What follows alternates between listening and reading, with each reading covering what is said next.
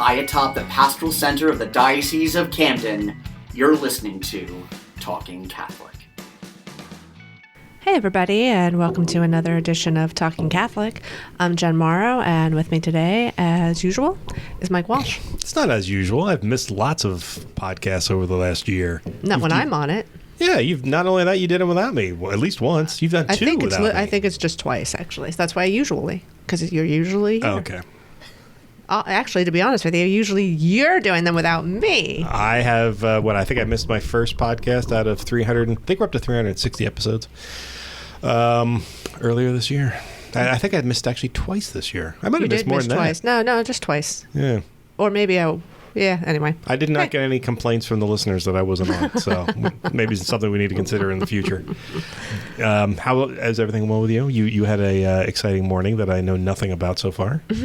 I did. I was asked to address the Catholic Business Network this morning, which meets once a month on the third Friday of the month. Yes. The third Friday. She's asking the person who we haven't introduced yet. Right. Yes. Because that person is the one who invited me. So thank you. So I spoke today. I addressed about, 20, 25 business leaders and more, actually. Yeah. I think it was between 25 and 30 we had. All right. If we're just going to abandon the rules of a podcast, let's start now and just have them come right in.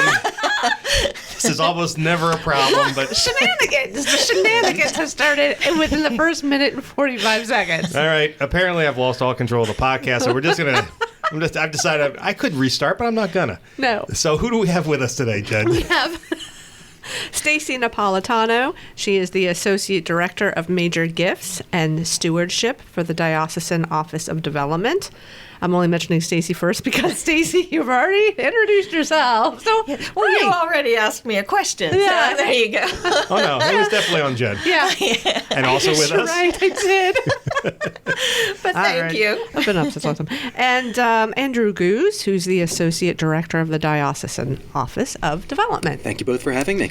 Happy you're here. Your first time in the vault. We're recording in the vault. You immediately noted how unusual it was that we had a vault. The rather stellar color that's in this room. So Yep, this is also my first podcast, and I greatly appreciate the playful banter we open with, because that certainly sets the nerves at ease in being put in front of a microphone. That's right. Well, Andrew and I were talking earlier, because I do not like to address large groups of people standing up. And as I was saying, Stacy and Andrew very graciously invited me to be the Catholic Business Network speaker. So I got up, and I actually had a cup of coffee in my hand to keep myself calm. And then I see in the background somebody taking photos to run in the Catholic Star Herald or put online. And I said, oh, no, I'm going to get yelled at later by Mike Walsh if I'm walking around with a stupid coffee cup and all the photos. I better take it out. So I moved it to the side and finished my coffee later. You know what? I can neither confirm nor deny that would have been my reaction, because I'm sure I would have. It doesn't matter. I would have found something in one of the photos anyway. But that's fine. Well, I'm glad there was somebody taking pictures. That makes me happy. Yeah, so it was really great. I mean, everybody was really nice. I talked a little bit about Catholic journalism. I talked mostly about how to get your news in front of a journalist, whether secular or Catholic, and who you should contact at a media outlet. And then just spent a lot of time afterward meeting a lot of our Catholic business, not just Catholic, Christian business owners. And it was a great morning. So thanks for inviting me. Actually, we should probably, the Catholic Business Network of South Jersey just recently restarted under the direction of one Stacy Napolitano. And, we haven't really had an opportunity to showcase it on the podcast. That this podcast is really intended for end-of-year giving, and we're going to talk a lot about that. But since we brought it up already, let's talk a little bit about the CBN. Now that you've restarted it, Stacy, sort of what's it for? Well, and it wasn't just me. Jeff Morris, the president of the organization, has been really, really helpful. He was the one that said, hey, can we get this going again this year? So the purpose is really to bring Catholic business people together to network. And aside from networking, it's also the spiritual component of being able to share your faith, feeling comfortable talking about your faith. And we have tried something new this year. We go around to a different parish each month and include with our breakfast a mass.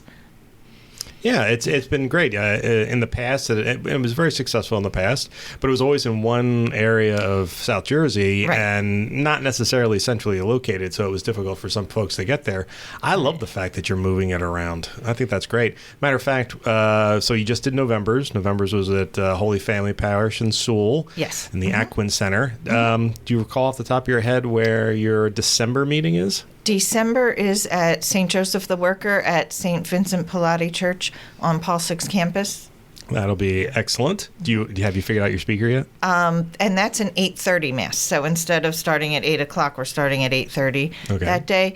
I don't think we're having a speaker because we are focusing more on a kind of a Christmas gathering. Very nice. Nice. Oh, that's nice. Mm-hmm. I like to see today when the business owners, everybody went around to introduce themselves. They were from all over the place, which kind of goes back to the importance of moving the business meetings too. I mean, one woman was from Bordentown, Right. so it was nice to see some other people checking in. You were just happy there was somebody from the Trenton area there. Also, one of my favorite priests is there, so I was like, "Hey, Father Martin." One of your favorite priests from Trenton was there today? Mm-hmm. No, Really? no, at that parish where she was from. She's Where's she from Bordentown. Oh, okay. I was going to say we had Trenton priests coming to our Catholic Business Network, South Jersey. That would have been an amazing victory. I would have been happy about that. That's victory. I consider all other dioceses our competitors. I'm rare in that, but I definitely consider that. Well, I'm very happy to hear that you've had 3 meetings so far since it restarted. Yes. Mm-hmm. Excellent. I'm happy to hear that they've been great. Unfortunately, I always have a meeting on Friday morning, so it's very difficult for me to come to those. I was genuinely hoping to make it this morning, mostly just to bedevil Jen, but sadly she had the freedom of that checks out. Yeah, of not. You sure you're not intentionally planning meetings? Oh no, this is one I would happily move to another day, but my boss just loves to see me first thing on a Friday morning. So it's because I'm so as you all know, I'm very cheerful in the AM. Oh, so I'm notorious for my cheerfulness. Especially when we record a podcast before, or first thing in the morning. Oh my goodness, you catch Mike at the best time of the day. Yeah. Anytime before 10 a.m. is classic, brilliant time. If you want a great response from me, call me before 10 a.m. I really want to give out your phone number to the office right now. That wouldn't be fair to the caller. So anyway, congratulations on that. I'm really happy. I hope, if we have business owners who are listening now, I really do encourage you to consider joining the Catholic Business Network. It's just a great opportunity to be around like-minded people. I know it's true Jeff Morris is the president and there's a board. However, as with all things that Stacy touches, most of the successes are a direct result of herself and how hard she works at these things. So congratulations. As a matter of fact, I need to congratulate you about one other thing. The most recent Catholic Charities annual dinner was great, and you are on both the fundraising committee for that and the steering committee for that. And let's face it, everybody at Catholic Charities knows you mostly do all the work there because, well, as we've talked about many times, you are a tyrant. And I know it doesn't sound like it, folks, but my goodness. Oh, my goodness. She rules with an iron fist. But congratulations, because that was a great result as well. That was a really fun night, and we had support along the way from our committee, and then the development office was great. The whole team came out to greet the attendees that evening, help them register, point them in the right direction and everything. And, they're all just a great group to work with. And it was a fun night for about 350 people. Yeah, that really was. It was a blast. And the honoree this year, we talked about it in previous podcasts, was Dr. Hushman, the president of Rowan. But even more wonderful than that was some of the great recipients from around South Jersey, just salt to the earth, good Catholics in their parishes coming forward to help wherever they can. Anywhere from Eucharistic ministers to people running food pantries. It was really just absolutely delightful. So always a good thing, though. So once again, thank you for your great successes for there. Thank you for always making us do the stuff that we don't want to do, but you're right, and we have to do it anyway. So thank you for that, Stacy. You're welcome. So the reason we're gathered today is not just for me to bestow lots of accolades on Stacy. It's also because we're coming up on the end of the year. And the end of the year is when I find a good financial development department is working its hardest and is most successful deal because you guys are getting guys in before the end of the tax season. So you, Stacy, not that you don't have enough things on your plate, the next big one is once again under you, which is I Give Catholic. Yes. Can you tell us a little bit about that? Sure. I Give Catholic is the Catholic Church's version of Giving Tuesday, and it actually falls on Giving Tuesday. But there's an organization nationwide called I Give Catholic that helps support dioceses around the country with this fundraising effort and kind of brings us together, helps create some marketing material, logo, some language for marketing. So that's real beneficial that they help us with that. And they've been doing that for about 9 years now, and this will be the third year that the Diocese of Camden participated. Oh, wow. And just, as an example about, how successful this campaign is across the nation, I know that last year they raised $18.5 million across the nation for, I think, the 42 dioceses that took part for those ministries, schools, and parishes. So it's definitely an amazing opportunity to, what's the slogan? Give back and give Catholic. Yeah, I like that. And for ministries and churches and dioceses to take part in it, it's actually fairly simple, right? I mean, the platform that was created by I Give Catholic is fairly turnkey. I mean, if a parish or a school or a ministry isn't taking advantage of this, they're really missing out, right? Can you tell us a little bit about how easy I Give Catholic makes it for them? Yeah. Any parish, schools, ministries in our diocese that want to participate, first of all, we have been covering the registration fee for them. So we cover that diocesan-wide. So it costs them nothing to participate. And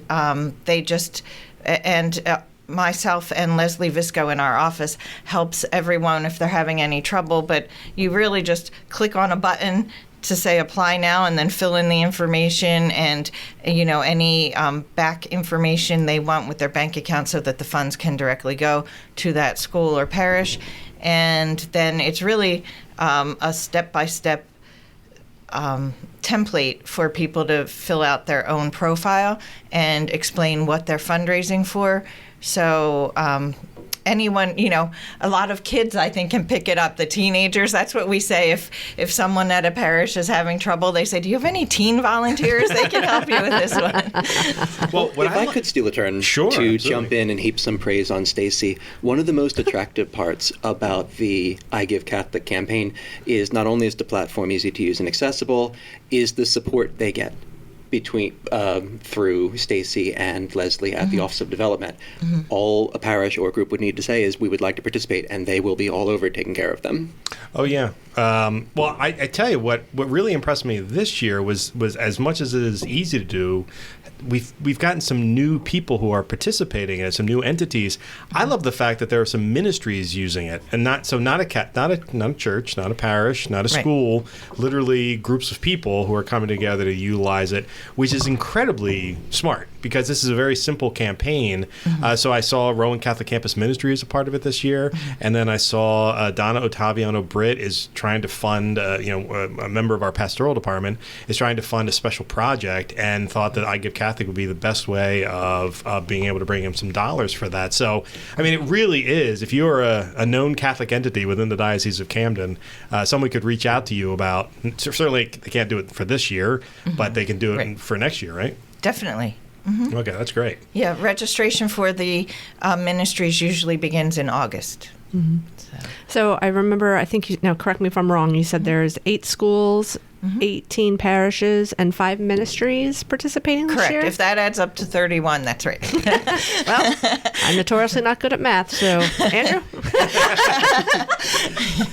But I just wanted to kind of double down about what Mike said, because Donna's program has been around. This is the 3rd year of that program, and we've reported it in the Catholic Star Herald as well. It's the Gifted Leadership Program, which aims to further develop the priest's skill sets by helping them recognize their God-given gifts and talents. And, if you want to know more about that, pick up a Catholic Star Herald issue, because we've reported on that many times, because I think there's been 3 groups of priests, or they're in the 3rd year, 3rd group of priests going through it right now, and they absolutely love it. So, all of the ministries could use your support. But this one also helps the priests. And so just to sort of button up I Give Catholic a little bit, so we talked about how they can participate. So how can the donors, if they're looking to see if their parish or ministry or school is taking part in it, how can they find that? Oh, and that's I think it's really easy to remember. They simply go to camden.igivecatholic.org, and at that site, you can just click on View Participating Organizations, and you'll see all 31 of ours listed, and you can donate to any and all of them. Yeah. And I'm happy to see that a lot of the parishes and churches and ministries are already putting out the links for their own page. Yes. They have their QR codes all out there, so people will know as soon as Can you give early, or do you have to wait until till Giving Tuesday? You can actually give early. We're in the middle of advanced giving right now. And the first couple days of advanced giving netted $4,000. So we're on our way. Nice. Yeah. Last year the diocese raised $87,000. So each year our goal is to beat the year before. The first year we were at 60. We'd love to see over 100,000 this year.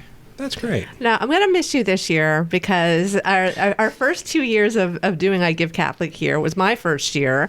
And Stacy and I, under the voluntold category of Mike Walsh, said, we're putting you on this live stream, Facebook Live. Yeah, Facebook Live. Facebook. And you guys get up there and do 3 updates during the day about where we are. And we did it. And it was a blast. It was a lot of fun. And I mispronounced your name every time, but I'm happy to say that on this podcast, we work together so much now that I know I can do it like in my sleep. But we won't be doing that this year, at least me, because I'll be off that week. So I'm hoping that Mike will voluntold somebody else to work with Stacy. I think I'm going to voluntold myself. Oh, there you go. Yep. Then I will definitely be watching. I can't wait. I think Stacy and I are going to do it together, and I think I'm going to go lo-fi as possible. I'm just going to hold the camera and point it at the two of us, and we'll just banter about and be goofy. Oh my gosh, I cannot. I'm setting my alarm already for my day off to check in. I was going to say nothing could be goofier than the first year when Mike shoved the former director of development into the screen and Jen off of the screen. Yeah, it was a classic. Sometimes when you direct people, you have to be more aggressive than that. Hands-on. Exactly. Just very hands-on. Thank you, Andrew. More shenanigans. So by all means, tune in on Giving Tuesday and see what kind of trouble we can get up to. But it really is I've been very happy with that. I was a supporter of Giving Tuesday for many years in my secular life, and now coming to the diocese, it's great that there's a Catholic-oriented version of Giving Tuesday and I Give Catholic. And I have to say, it's I wasn't sure what to expect that first year, but it has genuinely grown over the 3 years. So I'm very happy. And it's not just in South Jersey, folks. I know the Archdiocese of Philadelphia uses this to great success, and a number of other dioceses in the area. So if you're not a Camden Diocese person, check out I Give Catholic, and there'll be a drop-down menu there where you can see where your diocese is and then see what's supported underneath of that. So if you're not but at the same time, now Talking Catholic does not use I Give Catholic because we don't want to be beholden to the development department. We like to be fully independent and just tell people what to do.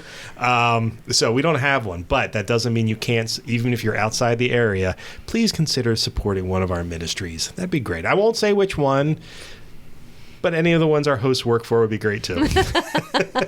Like Roman Catholic. Anyway.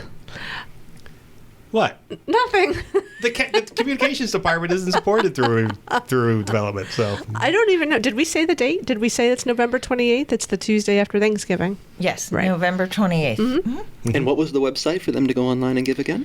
Camden.igivecatholic.org. Excellent job from both of you. I'm so proud of you. Mm-hmm. Look at that. The next time I'm not here, you can have Andrew as one of your hosts. I know. He knows exactly what to drop in there. Yeah, that was actually really impressive. I thought about making a joke of how it drives me crazy on radio commercials, where if they're throwing out a link or a phone number at the end, you will not hear it once or twice, likely 3 or 4 times. So we went for 2. That's right.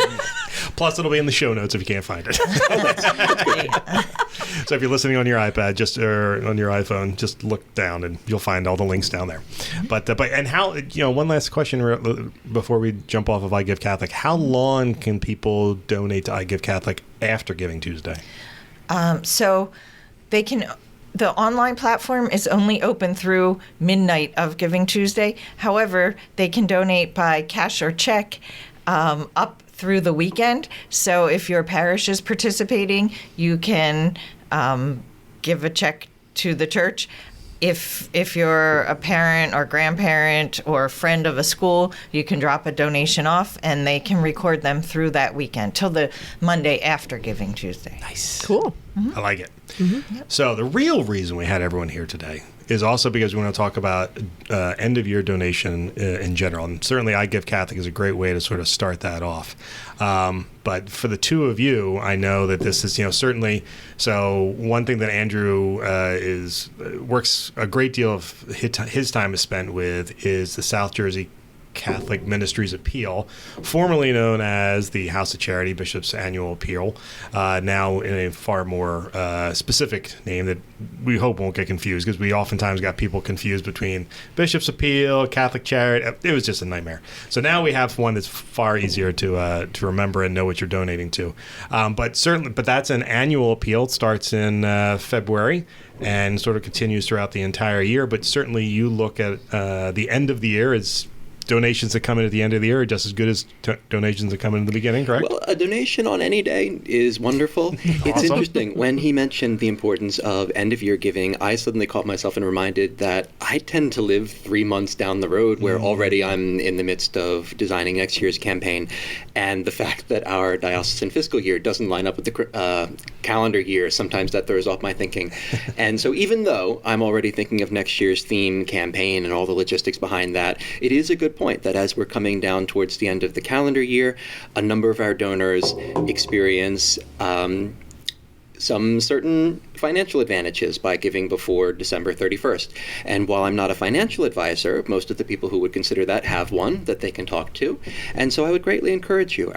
Our parishes benefit tremendously by the money that's raised through the annual appeal. Even if a parish doesn't reach its particular goal and get the incentive payback, the ministries that are supported are still spread all throughout our diocese, and parishes benefit from it. So the most important thing I would like to encourage today, that if you have never supported the annual appeal, I'd like you to learn more. Please go to our website at camdendiocese.org/SJCMA to see our videos and learn more. If you've never given before, please let this be the first time that you make it a part of your yearly giving. It supports your parish, it supports your local Catholic community. And it's good to develop a spirit of stewardship for your own participation in these different ministries. If you've supported the appeal before, if you wondered why I didn't get my letter from the House of Charity this year, it's been a journey, the change from one branding to another. And while we put forth the utmost effort to communicate that change had been made, I'm sure there are some people who didn't catch it.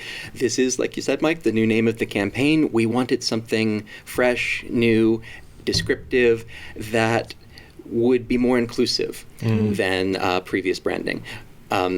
If you have missed that change, please consider there is still time within this calendar year. You can support your parish, or if you just want to give to the annual appeal without supporting a particular parish, that's wonderful too.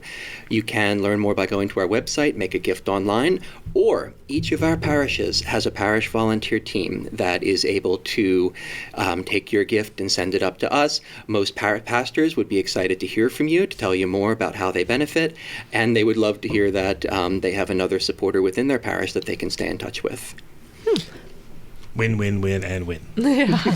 So each parish has a parish team, like a core team? Yes. Yeah. One of our jobs at the Office of Development, besides just supporting the appeal in general, we try to maintain communications with each parish team, give them whatever resources they need, help them with whatever shenanigans, which is a favorite word of mine, whenever they arise.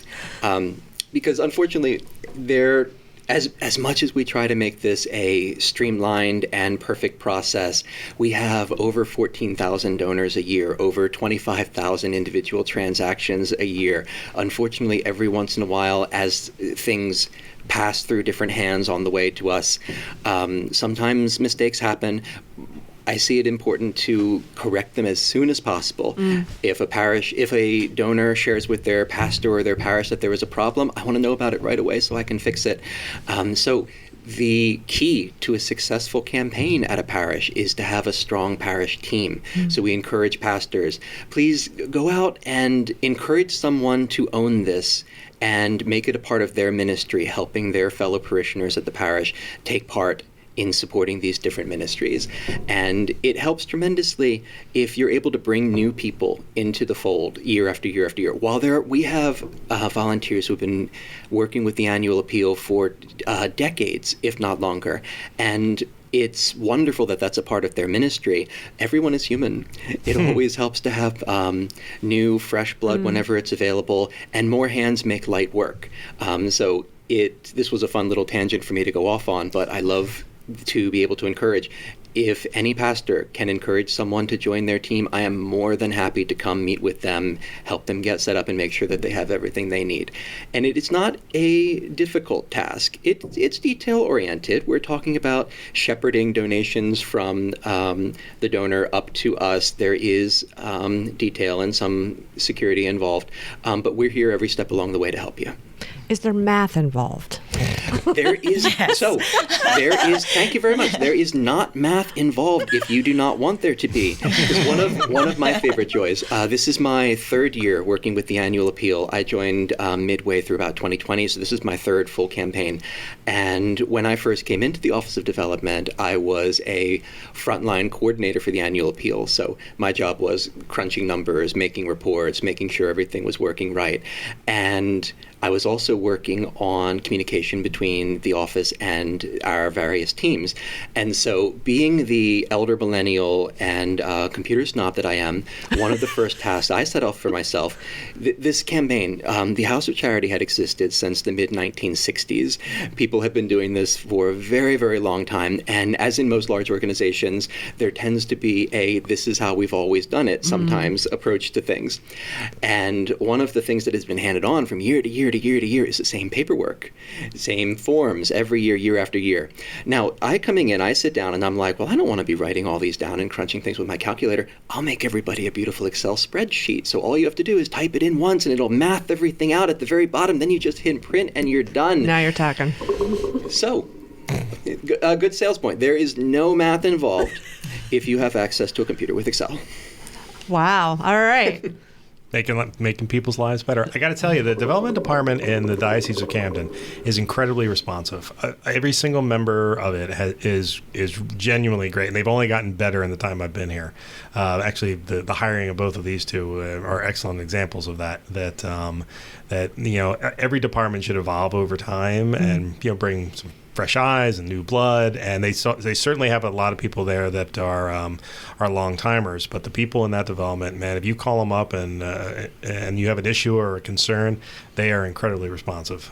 Let me ask you, does having a parish team also help answer some questions? Like, I know a lot of times when you're in a parish, or when I'm in a parish, in my own parish, I hear, well, where does the money go? Like, I don't see it going to anywhere. Like, does a parish team help explain that, or is the projects that come from that obvious? The short answer is yes, which is thank you very much for the leading question, because I think having a parish team and having what I would describe as champions for the appeal in the individual parishes is key to a successful campaign, because one of the fun parts about it is we're spread all over South Jersey. 63 different parishes participate in the annual appeal. And admittedly, as much as I try to get around, I know there are a number of parishes where I haven't met the team members, and in some cases, maybe even one or two, not the pastor. So when we are inviting people to take part in a campaign that's managed by some office up in Camden, it can be easy for that to seem disconnected. And so what makes it real and local for people is when within the parish, first, usually the most effective is the pastor, because the pastor from the AMBO sharing what this is and the importance of it is usually the most encouraging approach. But then the pastor, we hope, will not always be stuck in the nitty-gritty of knowing all the ins and out details, being able to tackle if there's a problem or whatnot. That we love to have a parish team, and usually year after year after year, they can be familiar with what ministries are supported, what locally has benefited from it. So yes, having someone be able to be there with them is much more meaningful than having some guy from far away come over for one day to talk about it, or a video or a thing online. So yes, anything closer to home is more significant. It's true. Well, it wasn't until I started working for any diocese, that people would ask me, well, what do you guys do up there? Right? And how does that relate to me? So I feel like this campaign is one of the best ways, in addition to the Catholic Star Herald, to find out, what the diocese does for you. Yeah, and that was one reason I was very happy that we changed the name, because even before I joined the Office of Development, I was a parishioner and I had an account where I was supporting the House of Charity. But just from the name, I kind of pictured, is there a house somewhere? Am I giving directly to a charity organization? Mm-hmm. And it wasn't until I worked here that I learned that it was much more complicated. So I enjoyed that as part of changing the name, it allowed us to more specifically express and capture all of the different things. And then when we're communicating, it's no longer, the House of Charity, is that just social work? No, social work is a tremendous part of it, but also different other ministries, faith formation, vocations, Catholic education. A lot of things are covered. So again, and I think the old name, House of Charity, there was a lot of confusion with Catholic Charities. Right. And Catholic Charities is one of the ministries that is funded through the Catholic Ministries Appeal. So that could cause a little bit of confusion. Sure. Yeah, so we were quite happy to make that change, and the fun was that was one of the three primary reasons we expressed for why we changed the name from House of Charity to South Jersey Catholic Ministries Appeal, because we did not want it confused so readily with Catholic charities. And I thought everything would be so buttoned up and done, but then, the word Catholic still causes people to trip over it, so there will always be something. Yeah. There's no level of everything gets mixed up by somebody at some point. So you're trying to get as many people to understand as possible, and it's okay. But anytime you roll out a new name, literally the South Jersey Catholic Ministries Appeal has only been around for less than a year at this point. How about an update for this year? Has things been going along in terms of your campaign? What's fun is this year we have raised thus far $6.1 million, which is relatively in line with the way the previous years have gone. As we're coming towards the end of the Catholic Strong Capital campaign, which is another campaign run by our department, we had noticed as donors were finishing their pledges through Catholic Strong, the annual appeal donations were rising. As we are going forward, our goal is mainly to keep engaged those donors that have so loyally supported us for many years. We have the most amazing, dependable donor base. It makes, at the risk of sounding flippant, it makes my job so much easier that so many people are well established in knowing the value and wanting to support the annual appeal for many different reasons, that even if I did not send them a letter, I'm confident that they would seek their pastor out and take part in it. So on the one hand, we are grateful for our many donors who year after year after year keep coming back. One thing that I'm very interested in working on is developing new donors, because while we carry on, we do our annual appeal every year, it needs to grow. And we need to ensure that especially younger people who are growing up in the church, this appeal has been going on for decades. As new people are coming into their adulthood, we want to instill in them an understanding of the significance of stewardship and how first we quite literally need you to support your local parish. The church would not exist and persist without the body supporting it. And then once you've supported your local parish, there are local ministries beyond that you can support through the annual appeal. And so growing stewardship year after year, I think, is one of our most important goals in the short term. I would agree. By the way, the person you were thanking was my wife. Even if we didn't get the letter every year, we would still be doing our annual. She has it figured it into our budgeting, and it's there whether we get a request or not. We believe in that kind of stuff. And it's true. I mean, when we rolled out, you mentioned the Catholic Strong campaign. The Catholic Strong campaign was a special campaign we did 5 years ago now, specifically it was an unusual campaign in the sense that generally a diocesan-wide special campaign primarily benefits the diocese. This one primarily benefited the parishes, and it raised $40 million, 70% of which went to the parishes. But at that time, that would, so your weekly offering, that's your mass offering, that's what your tithing that you give back every year. And then the diocesan campaign, that's an extra one. And then a special campaign like that, we lovingly refer to it as a sacrificial campaign, because we were asking for people for 5 figures or more, 6 figures from some people, which can be a little bit of pain. I know when we did our capital campaign, that meant that, or our donation, that meant that we wouldn't be going to Disney World for 5 years. And that's okay. I'd rather support my parish and my diocese. There's lots of things in South Jersey that you can do on vacation, so it's okay. But yeah, so making sure that we're always supporting the church really makes it possible for the church to always be there when we need it. And certainly we have more than enough, we have just enough ministries and churches and parishes around to support our Catholic faithful and the people outside our faith, who certainly Catholic Charities and many of our parishes support on a daily basis. Right. So this is important stuff, folks. So if you haven't donated before, you've never been certain about where your donations are going, it's you need to know that it's being stewarded by 2 people as fine as Stacy and Andrew, and that the people who are actually utilizing the monies are important. Just to put a spiritual end on this, our vocations are completely supported through Catholic I just did it. I can't believe I did that. South Jersey Catholic Ministries appeal. So we keep talking about how we really need more priests. Well, yes, it doesn't spiritually, it probably doesn't take money to do that, but there's a lot of stuff that has to be created. There's it's these guys don't go to seminary for free. That's supported through this kind of fund. So it's really important, folks. So if you want to believe in your church and you want your church to be here, it's important to remember the church, which gets us back to the end of the year. Mm-hmm.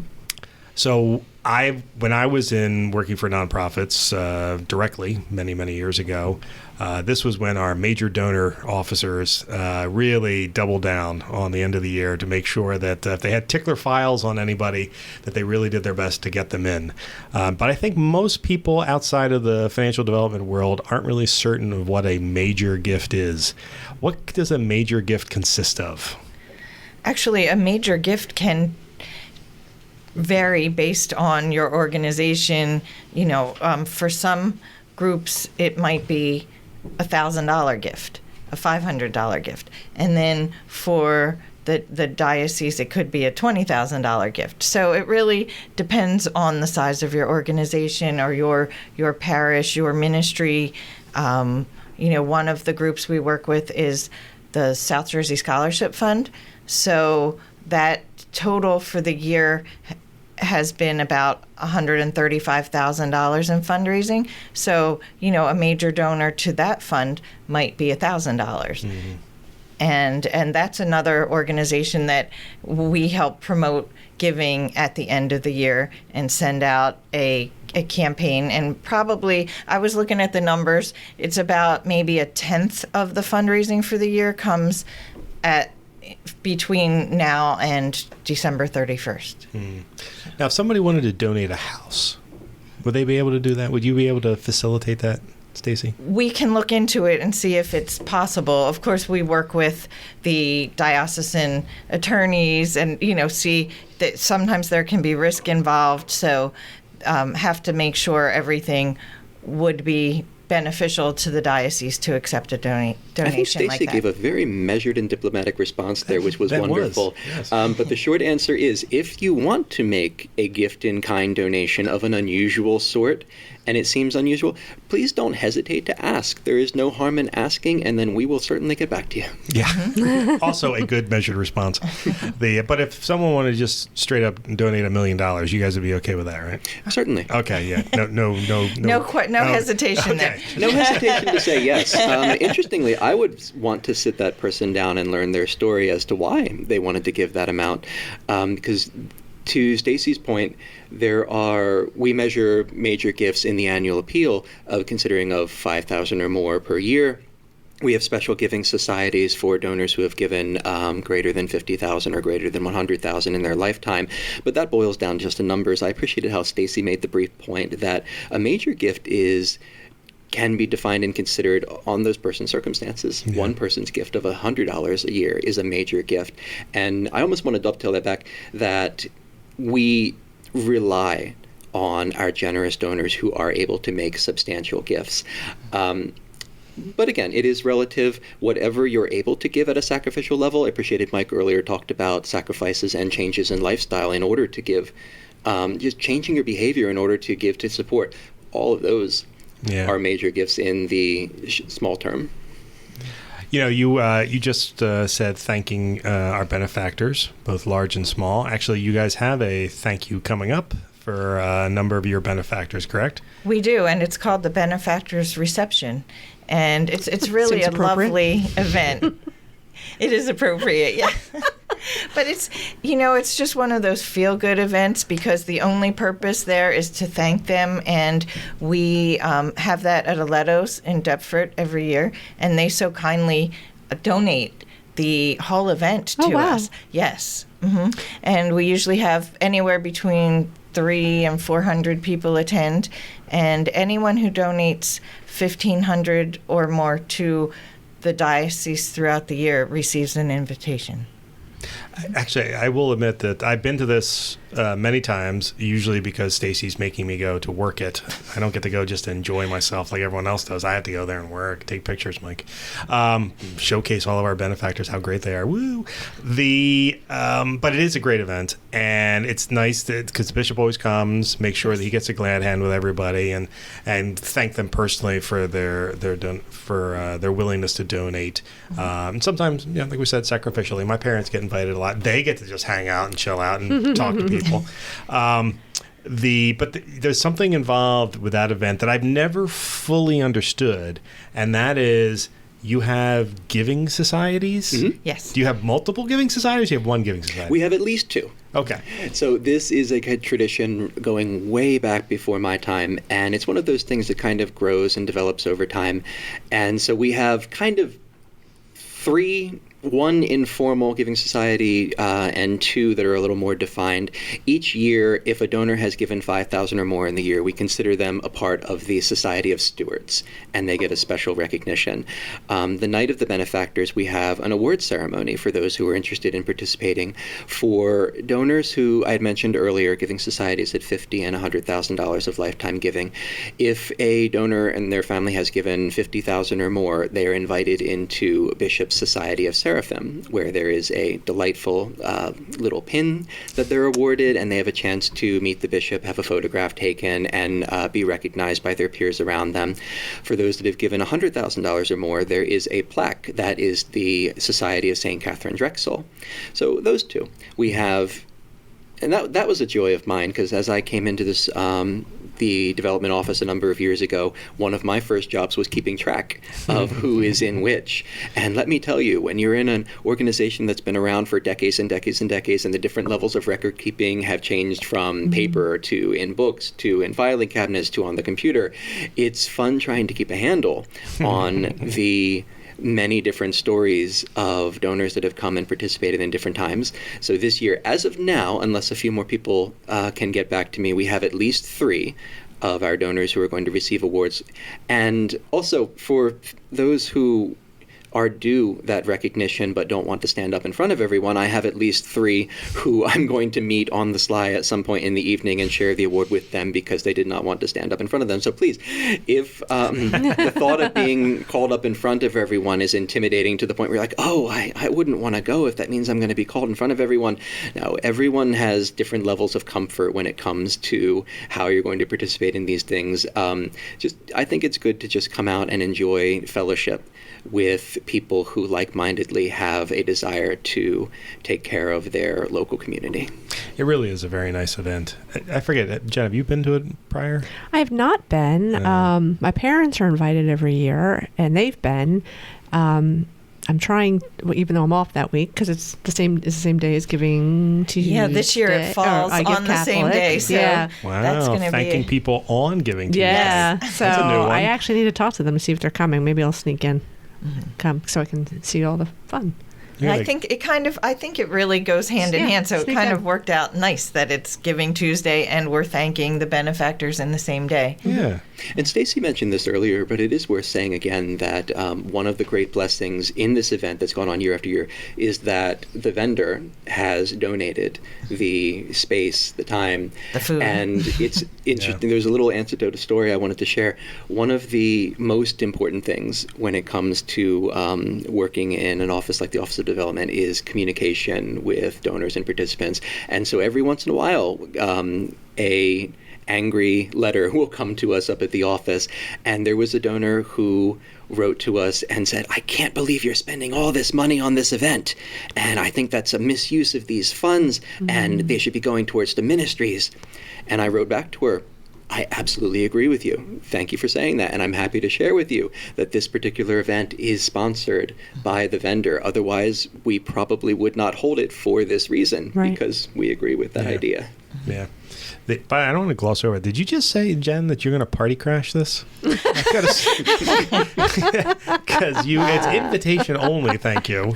Yeah, that is actually what I said. I did get an invitation, but my wife, much like what Andrew was saying, she does not like coming to events like this because she feels, and she's, I agree with her that, or agree with her reasoning that she doesn't want to showcase her giving, and that's just not something she's into. But I think where she's mistaken is she misses the opportunity for fellowship because it really is. And quite frankly, all of the directors in the diocese, so I would have to go whether I liked it or not, are basically told you are going to be there because you are going to thank these people who have been supporting you for the last several decades in some cases. Rightfully so. And that's an important part of the It really is. Of course, the communications department isn't supported by any of these people, but that's okay. I'm going to go and thank them anyway. Thank them for being, actually, you should go to thank them for being subscribers. Well, I was going to say, I was just about to completely disagree with you because you say the communications department is not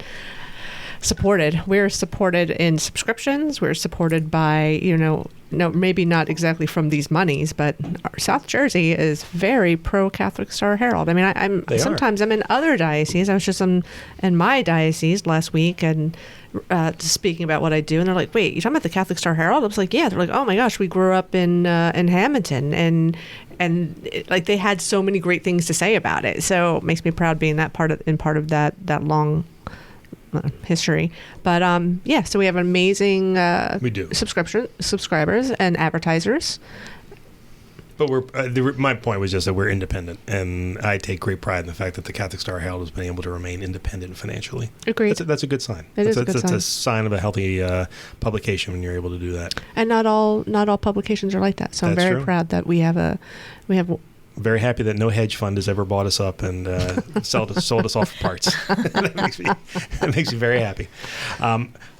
So Andrew mentioned something else that I did want to touch on a little bit, though this is directed at Stacy. You do a great job. We talked about the importance of stewardship, and Stacy, you do a great job of highlighting some of our great stewards in the diocese in your roughly monthly columns for regarding stewardship. I would love if there was time to do them monthly. It's really become more like quarterly, but that's a lot of fun. It's a really fun part of my job. I feel interviewing the individuals for the stewardship features. We say stewardship is time, talent, and treasure. And a lot of times in those articles, we focus on their time and talent that they volunteer to certain ministries throughout their parishes. But all of those individuals are also stewards financially and donate as well. So they're the whole package, and they're an inspiration to me to see, oh, wow, look how involved these people are. Mm-hmm. And our hope is that when readers of the Catholic Star Herald, read those articles, that it will inspire them too. You know what I like about your stories also? Yes, there's a lot of individuals, but there's a lot of couples. A great amount of couples. And that's one thing when Andrew was talking about the teams for the South Jersey Catholic Ministries appeal, there are a lot of couples that are couples, the teams. Wow. And that's really nice that they work together. Mm-hmm. Mm-hmm. Speaking of teams, my husband came to the Catholic Business Network talk this morning and slipped in the back and just watched from the back. And actually, when everybody went around to introduce themselves, he did not stand up. He just said quietly, "I'm Jen's arm candy." You know what? That's an apt description. Jennifer's husband is disturbingly attractive. So it's very peculiar. It's disturbingly attractive. He's often been compared to Aaron Rodgers from the Green Bay or New York Jets now. Yeah. He's one of those types. Ruggedly handsome. It's very irritating as a guy roughly his age. They should all be doughy and balding like me. No. Doughy. Long hair, ruddy cheeks, grizzled look. Oh, man. Anything else you want to say? Just saying. That veered off on a tangent there. That was more shenanigans. Also, I would like to say that whoever can call at the end of this episode and how many shenanigans that we have used, they win a prize. It is a full shenanigan episode this week. Yeah. But I am glad to hear that. And that is true, although that does now make, because you and your husband, in addition to him being so kind as to show up and creep on you from the back of the room, you guys do you do things together in your parish. Like you guys are like doing like pre-Cana or something right now, yes, right? Yeah, we do pre-Cana, and in the Diocese of Trenton where I live, which I realized just a few minutes ago, I said, what did I say? My diocese. I am confused because this is my diocese and Trenton's my diocese because I live there, but I work here and I also live here. It's very confusing. Well, it's actually confusing for me only in the sense that you've been here for 2 years now, and I have not been able to get your husband to move down here permanently, so the two of you could be down here. Because, as we know, the Diocese of Camden welcomes both of you with open arms to live down here permanently. We will find you a great place, and we'll make it work. Yeah, we'll make it work.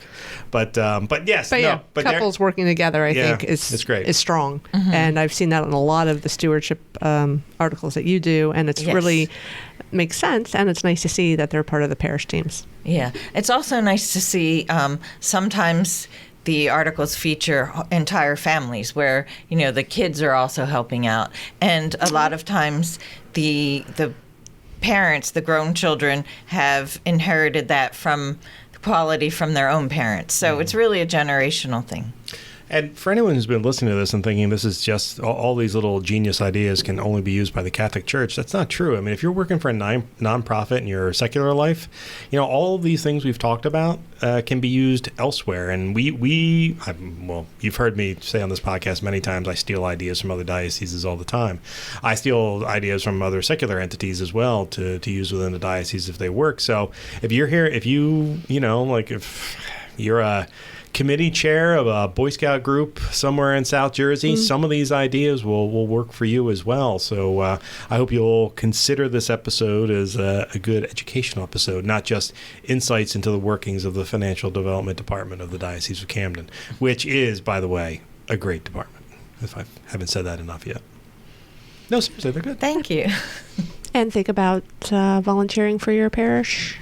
teams. What are they called? Parish development teams? They're called whatever they like to call them. But for the it's a thing that each parish can make their own. The short of it is we encourage a parish to have a team working for the annual appeal campaign. But hey, if you brand it, if you call it something, if you make it something that lives year after year after year, you've started something great. Mm-hmm. Cool. Yeah, that's really true. Now, the next question is, when will Jen be able to participate in the next Catholic Business Network as a presenter? Oh, Do we want to wait a year? I Yes. think. Okay. Maybe 2. Not see. 2, no. No, I think she needs to come back. Well, don't forget, back in the day, we used to do panels for those things as well. So she could be your panel That's an moderator. idea. Because she is an excellent interviewer. She actually... Oh, yeah. I do. I am good at that. Yeah. Yeah. Great idea. she actually she did homework for this podcast. I just rolled in. So definitely consider her for future panels, because those were really great. The Catholic Business Network, just to go back to that for a second, was I always found it to be incredibly valuable because of the people that they would bring in. Certainly, as you've been starting, it's been some local folks, but I do look forward to you guys bringing in some regional and national people down the roads. So who knows, you might get an opportunity to interview Mark Wahlberg Mark again. Wahlberg again. Yeah. or some other famous Catholic. There's a gazillion I would want to interview. Well, it sounds to me like you need to make a list for Stacy. There you go. right. Help us secure some of those speakers. right? Okay. Thank you, Stacy. Put the Jen to work. That's what I say.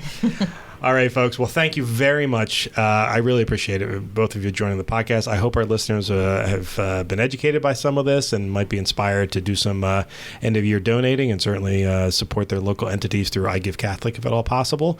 And Jen, I'm glad to hear that your presentation went well, and I promise the next time you present at the Catholic Business Network, I will be there. Thanks, Mike. No problem. Probably with tomatoes. All right. See you, everybody. Have a great week.